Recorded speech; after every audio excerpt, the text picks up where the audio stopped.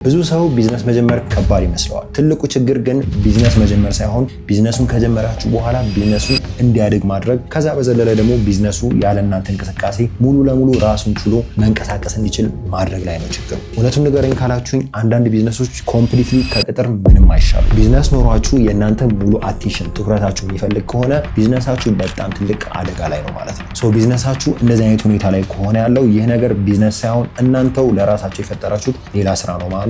ስለዚህ በዛሬው ቪዲዮ እንዴት አድርጋችሁ ያለ እናንተ ኦፕሬት ማድረግ የሚችል ቢዝነስ መገንባት እንደምትችሉ እኔም ይህንን ነገር እንዴት እንዳደረግኩት ባሳለፍኳቸው 4 የቢዝነስ ዓመታት ውስጥ ያለ እኔ እንቅስቃሴ ራሱን ችሎ እየተንቀሳቀሰ ያለ ቢዝነስ እንዴት እንደገነባው በደንብ አድርጌ ዲቴል አሳያችኋለሁ ማለት ነው። ወደ ቪዲዮ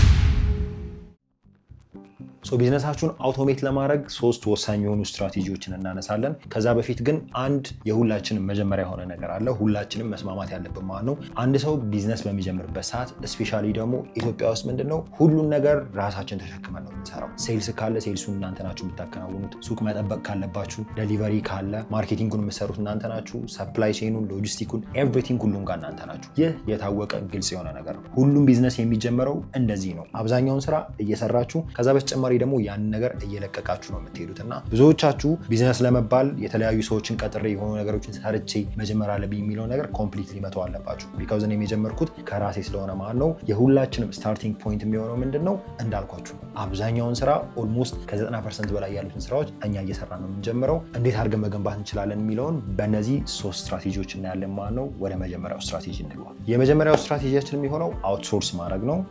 አውትሶርሲንግ ላይ ስንመጣ በጣም ኮመን ነው። አንድ ቢዝነስ እንዲያድግ ከሚያደርጉት ነገሮች ውስጥ የመጀመሪያው ምንድነው አውትሶርስ ወይም ደግሞ መልቀቅ ነው። የሚሰሩትን ስራ መልቀቅ ነው። ይህ ሲባል ምንድነው ትልቅ የሆኑ ነገሮችን አውትሶርስ እያደረጋችሁ እየለቀቃችሁ አይደለም መሄድ ያለባችሁ። ጀስት በጣም ረጅም ሰዓት የሚፈጅባችሁ ስራ ካለ ከዛ ያ ረጅም ሰዓት ደግሞ በጣም በኖርማል ሰው ኖርማል ስላችሁ ትንሽ ብር ከፍላችሁ ከዛ ማንኛውም መደበኛ ሰው ሊሰራው የሚችለው አይነት ስራ ካለ ለምሳሌ ዴሊቨሪ። እኔ የዛሬ 3-4 ዓመት ቢዝነስ በምሰራበት ሰዓት በመጀመሪያ አውትሶርስ ያደረኩት ነገር ምንድነው ሩሜ ውስጥ የሚኖር አንድ ጓደኛ ነበረኝ።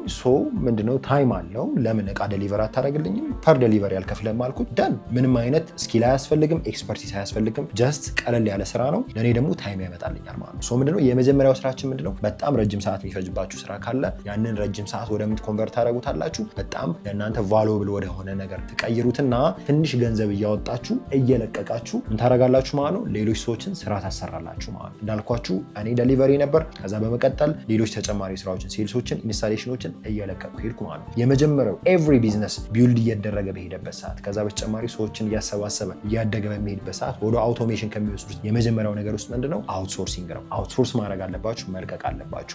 ለቀን ምንድነው የምናደርገው የሚለው ነገር ጋር ከመጣችሁ ደግሞ ምንድነው ለምሳሌ እኔ ዴሊቨሪ ለአንድ ጓደኛ አውትሶርስ አደረግኩ አልኳችሁ አይደለ? ቀጥታ ምንድነው ያደረግኩት ዴሊቨሪ ለማድረግ የሚፈጅብኝ ሰዓት ነበር። እሷን በገንዘብ ቀየርኳት ማለት ነው። ሲምፕሊ 200-300 ብር ለሱ ከፍለዋለሁ። ቤት እቀመጣለሁ። ከቤቴ ስለሆነ አብዛኛውን ስራ ሰራ የነበረው ምንድነው ማድረገው ማርኬቲንግ ሞር ሰራለሁ። የተለያዩ ማስታወቂያዎችን ራን አረጋለሁ። ፌስቡክ ላይ፣ ኢንስታግራም ላይ ቪዲዮዎችን ኤዲት አረጋለሁ። ሴልሶችን ተረጋግቼ አወራለሁ። ቢኮዝ ምንድነው ከወጣው ዴሊቨሪ እያደረኩ ባስ ውስጥ ሆኜ ታክሲ ውስጥ ሆኜ ከስተመር ሳወራ አንኮምፎርታብል ሆን ነበር። ከስተመሩንም በስርዓቱ አላስተናግደውም ነበር። ቤቴ ተረጋግቼ መቀመጤ ማውራቴ ምንድነው ተጨማሪ ገንዘብ እንዳገኝ ረዳኝ ማለት ነው። የመጀመሪያው ፕሪንሲፕል የሚሆነው ምንድነው አውትሶርስ ማድረግ ነው። አውትሶርስ ካረግን በኋላ የመጀመሪያው ስቴጃችንን እንጨርስና ወደ ቀጣዩ ሁለተኛው ስትራቴጂያችን እንገባለን።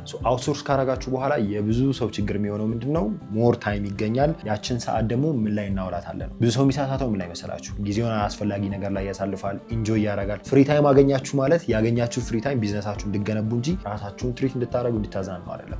አውትሶርስ ያደረግንበት ትልቁ ሪዝን እንዳልኳችሁ ወደ ቀጣይ ደረጃ ቢዝነሳችን እንዲወስድ ነው። ይህ ደግሞ ወደ ሁለተኛው ስትራቴጂ ይወስደናል። ሁለተኛው ስትራቴጂያችን የሚሆነው ደግሞ ምንድነው ራሳችሁን ማኔጅ ወደ ማድረግ ቢዝነሳችሁን ወደ መገንባት ስቴጅ ትገባላችሁ ማለት ነው። እዚህ ጋር ትልቁ ማስተዋል ያለብን ነገር ምንድነው አውትሶርሲንግ እንዳልኳችሁ እንደ መጀመሪያ ስትራቴጂ በጣም ክሪቲካል ነው፣ በጣም ወሳኝ ነው። ግን ቢዝነሳችሁን ሙሉ ለሙሉ አያሳድገው። ሁልጊዜም ቢዝነሱን እየመራ ያለው ኦን ያደረገ ሰው ፎከስ ማድረግ ያለበት ምንድነው መሰላችሁ? አንደኛ አውትሶርስ የተደረገላቸው ሰዎች ስራቸውን በስርዓት እየሰሩ ነው የሚለው ነው። ከዛ ደግሞ ሁሌም ፎከሳችን መሆን ያለበት ምንድነው ቢዝነሱን ከኤ ወደ ቢ ከቢ ደግሞ ወደ ሲ የሚወስደውን ነገር ፊገር አውት ማድረግ አለበት። ይህ የኦነሩ ቢዝነሱን ኦፕሬት የሚያደርገው ሰው ኃላፊነት ነው። እዚህ ጋር ስንመጣ ምንድነው አንድ ሰው ሴልስ እየሰራ ሁልጊዜ ከቀጠለ ሴልሱ ገንዘብ ያመጣለታል እንጂ ቢዝነሱን ወደፊት እየገፋው አይደለም። ገንዘብ ማምጣቱ ያው ኢንዳይሬክትሊ ቢዝነሱን ሊገፋው ይችላል። ከዛ ይልቅ ግን ከሰፕላየሮች ጋር ኮሚኒኬት ማድረግ ሊሆን ይችላል። አዳዲስ ማርኬቲንግ ካምፔኖችን ላውንች በማድረግ ሊሆን ይችላል።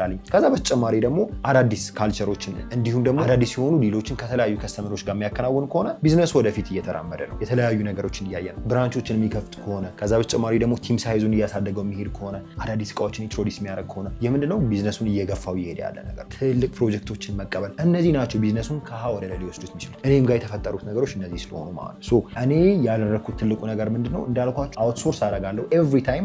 ሁሌም በማገኘው አጋጣሚ በሙሉ ምንድነው እኔ በተደጋጋሚ የምሰራቸው ከዛ የኔን ክሬቲቪቲ የኔን ኤክስፐርቲስ የማይፈልጉ ነገሮች ካሉ ለቃቸዋለሁ። እነሱን ከለቀኩ በኋላ የሚሰሩትን ሰዎች በደንብ አድርጌ አሰስ አደርጋቸዋለሁ። ስራዎችን እየሰሩ ነው። ከዛ እነዚህ አውትሶርስ ያደረኩላቸው ሰዎች ደግሞ አሉ አይደለ? ስራቸውን እየሰሩ ነው። ታይም ፍሪ አድርገውልኛል እነዚህ ሰዎች። ያችን ፍሪ ያደረጉልኝን ታይም ደግሞ አመጣና ምን አደርጋታለሁ ማለት ነው መልሼ እንዴት አድርጌ ነው ቢዝነሴን ወደ ቀጣይ ደረጃ የምወስደው። ምክንያቱም ተመሳሳይ ነገር እያደረግን ተመሳሳይ የሆነ ውጤት ነው ኤክስፔክት ማድረግ ያለብን እንጂ ለየት ያለ ውጤት ኤክስፔክት ማድረግ የለብን። ምን አይነት ሪስክ ነው መውሰድ ያለብኝ? እንዴት ነው ቢዝነሱ መሸጋገር ያለበት? ማኔጅ አደርጋለሁ። ትልቁ ስራ ነው እንዳልኳችሁ። ከዛ ደግሞ ቢዝነሱን ደግሞ እንዴት አድርጌ ላሳድገው። 1% ምንድነው መጨመር ያለብን? ይህ ቢዝነስ ከሌላው ለየት የሚለው ምንድነው ሪስክ መውሰድ ያለብን? ምንድነው መጨመር መቀነስ ያለበት? እነዚህ ነገሮች ኮምፕሊትሊ ኦብዘርቭ እያደረኩ እሄዳለሁ። ቢዝነሱን ደግሞ አውትሶርስ ከማድረግ የዘለለ ማኔጅ እያደረኩ ስሙዝ እያደረኩ አስኬዳለሁ ማለት ነው። ስቲል እንደዚህ አይነት ሌቨል ላይ ደርሰን እንኳን ቢዝነሳችሁ ሙሉ በሙሉ አውቶሜት አልሆነም። ምክንያቱ አንድ ጊዜ እኔ ከሌለው ቢዝነሱ ኦፕሬት ሊያደርግ አይችልም። የሆነ ችግር ቢገጥመው ብዙ ሊፈጠሩ የሚችሉ ቀውሶች ሊኖሩ ይችላሉ።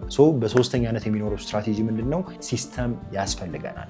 ያ ሲስተም ደግሞ የሚረዳን ምንድነው መሰላችሁ? ኮምፕሊትሊ ቢዝነሳችን አውቶሜትድ በሆነ መንገድ እንዲንቀሳቀስ ያደርገናል ማለት ነው። እዚህ ጋር እኔ ቢዝነስ ላይ የምጠቀማቸውን ቀለል ያሉ ስትራቴጂዎች ልንገራችሁ። ለምሳሌ አንድ ሰው ቢዝነስ ውስጥ እየሰራ ነው እንበል አይደለ? አውትሶርስ አደረግንለት፣ ማኔጅ እያደረገ ነው። ስራ መልቀቅ ፈለገ ወይም ደግሞ ስራው አላስደሰተንም አይደለ?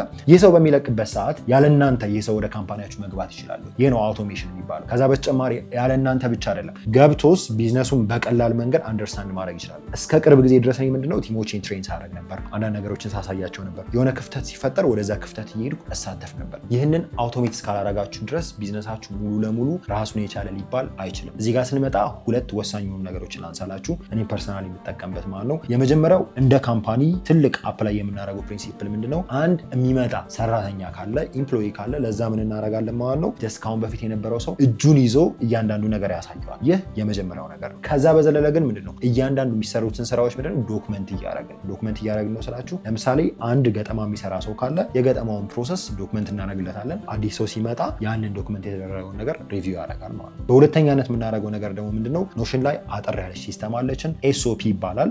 እዚህ ጋር የሚሆነው ምንድነው እያንዳንዱ ሰራተኛ ዴይ ቱ ዴይ አክቲቪቲ ላይ የሚሰራቸውን ስራዎች ሊስት ዳውን የሚያደርግ ነገር ነው።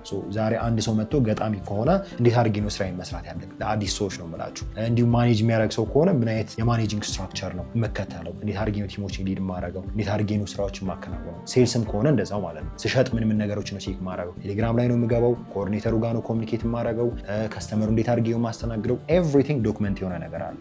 ቢዝነሳችሁን በእንደዚህ አይነት መንገድ አውቶሜሽን እየሰጣችሁት ከሄዳችሁ እናንተ ለሳምንት ለወር ቢዝነሳችሁ አጠገብ ባትኖሩ እንኳን ይህ ቢዝነስ የፈጠራችሁት ሲስተም ኮምፕሊትሊ ራሱን ችሎ እየተንቀሳቀሰ ይሄዳል ማለት ነው። በእንደዚህ አይነት መንገድ ከቀጠላችሁ ኮምፕሊትሊ ራሱን የቻለ በስርዓቱ እየተንቀሳቀሰ የሚሄድ ቢዝነስ ቢውልድ ማድረግ ትችላላችሁ ማለት ነው። እኔ የሚያደረግኩት ይህን ነው። ቀለል ባለ ሁኔታ እነዚህ ነገሮች አፕላይ ያደርጋችሁ ቢዝነሳችሁን አውቶሜትድ በሆነ መንገድ ያለ እናንተ ኢንቮልቭመንት መንቀሳቀስ እንዲችል ማድረግ ትችላላችሁ ማለት ነው። ቢዝነሳችን አውቶሜት ያደረግንበት ሙሉ ለሙሉ ደግሞ እንዴት ስራችን እንደምንሰራ ደግሞ ያካተትንበት ሙሉ ቪዲዮ ደግሞ እዚህ ጋር ታገኛላችሁ ማለት ነው። ይህንን ቪዲዮ ቼክ አድርጋችሁ ቢዝነሳችሁን አውቶሜት አድርጋችሁ የተሻሉ ነገሮችን መገንባት ላይ ተንቀሳቀሱ። በቀጣይ ቪዲዮ እንገናኛለን። እንግዲህ ቸር ሰንብቱ።